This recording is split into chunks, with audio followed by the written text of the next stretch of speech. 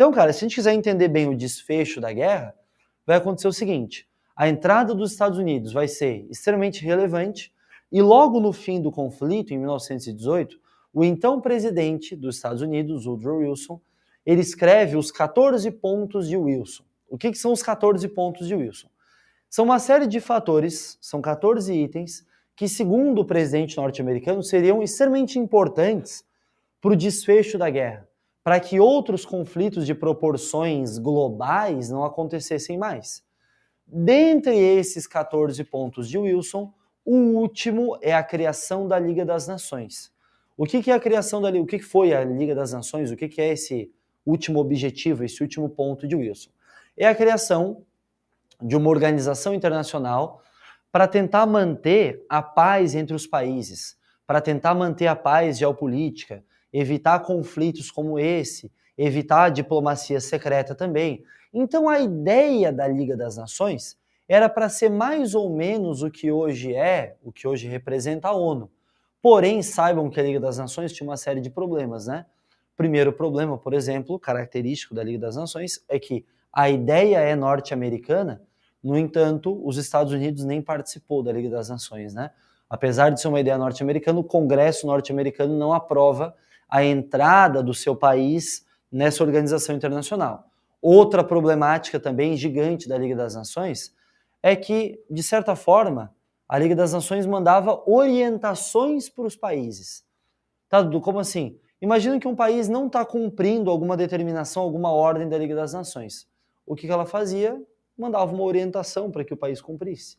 A Liga das Nações não tinha necessariamente poder militar para intervir, não tinha esse direito de intervenção a nenhuma nação, o que acabou enfraquecendo demais essa Liga das Nações. Porém, cara, apesar de ser necessário lembrar, conhecer bem a Liga das Nações, saiba que o principal ponto em relação ao desfecho da Primeira Guerra Mundial é a assinatura, é a imposição aos alemães por parte dos franceses do Tratado de Versalhes. Assim, lembra que nós comentamos, bem no comecinho da aula, sobre o revanchismo francês, né? Exatamente sobre esse ponto aqui, ó. Lembra que a Alsácia-Lorena, ela foi bem disputada, bastante disputada, entre Prússia, depois a Alemanha e os franceses, na Guerra Franco-Prussiana. Os alemães conquistaram esse território e os franceses prometeram revanche. Essa promessa de revanche é o que nós chamamos o clássico revanchismo francês. E esse revanchismo francês, ele vai, depois de um longo tempo, se reverberar, ter como consequência o Tratado de Versalhes. Os alemães são obrigados a assinar esse acordo, se chama Tratado de Versalhes, né? Foi assinado lá na Sala dos Espelhos do Palácio de Versalhes, que vai culpabilizar em quase 100% a Alemanha pelo conflito mundial. Então, eu coloquei aqui pra gente, cara, alguns dos itens mais importantes. André, se quiser colocar o nosso slidezinho em tela cheia aí, alguns dos itens mais importantes, são vários, tá? Aqui não estão todos, mas alguns dos itens mais determinantes. Tratado de Versalhes. Primeiro item, obviamente, né, a perda da região da Alsácia-Lorena, que é devolvida para a França. Então a França agora volta a controlar esse território.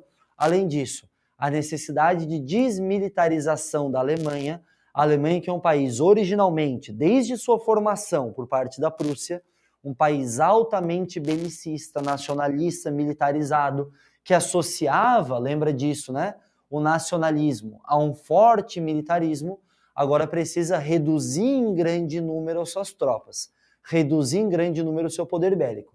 Depois, outro item importante também é o pagamento de indenização para as nações vitoriosas, principalmente a Inglaterra e a França, uma forte indenização em ouro que vai gerar inúmeros problemas econômicos para a Alemanha, logo vamos falar melhor sobre isso, além de ocupação militar estrangeira em caso de alguma agitação, em caso de algum conflito, e por fim, cara, a sedição de parte da sua reserva de minério, sua reserva de carvão, que era em grande parte, né, a reserva da Alsácia-Lorena, também para a França, como uma reparação pelos problemas gerados em relação à Primeira Guerra Mundial.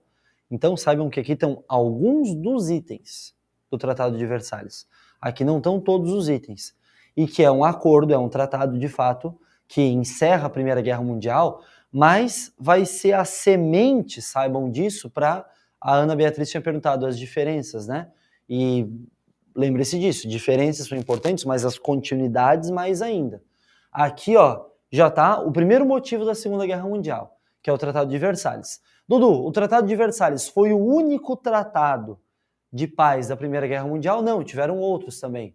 Tratado de Saint-Germain, por exemplo, que dissolveu alguns desses impérios aqui. Saiba que aqui é chamado, entre aspas, né, o fim da Era dos Impérios, porque, de fato, vários dos impérios, o Império Turco-Otomano, vários impérios são dissolvidos. O Império Alemão, o Segundo Reich, é dissolvido aqui também.